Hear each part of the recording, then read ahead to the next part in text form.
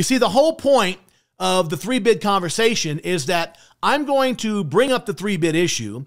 I'm going to illustrate that it doesn't really protect the homeowner. And then I'm going to show my signature story, which is a letter of something amazing I've done for a homeowner. And I'm essentially going to ask the homeowner to make a swap, to make a trade. I'm going to give you my guarantee. I'm going to give you my company's reputation. I'm going to have your back in exchange for your need to get multiple bids. That's kind of the trade-off we're making.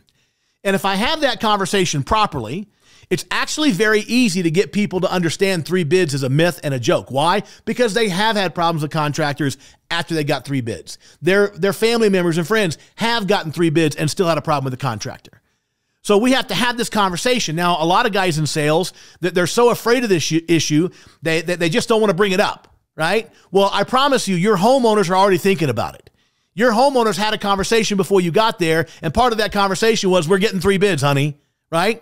And so if you don't address it, if you don't get them to change their minds, no matter how good the call goes, at the very end, guess what they're going to do? They're going to get three bids. Why? That's what they told each other. Remember, consistency principle. Public declarations dictate future actions.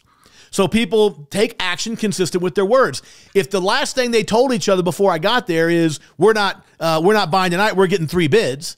And then if I never address three bids, if I never get them to admit that three bids is a farce, if I don't get them to acknowledge those things, guess what they're going to do at the end? Public declarations dictate future actions. No matter how good the call went, they're going to get three bids. So it's critical that I get them to change their minds.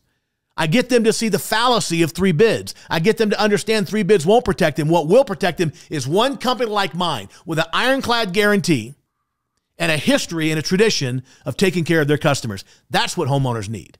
Your job, my job, our job is to make sure homeowners understand that.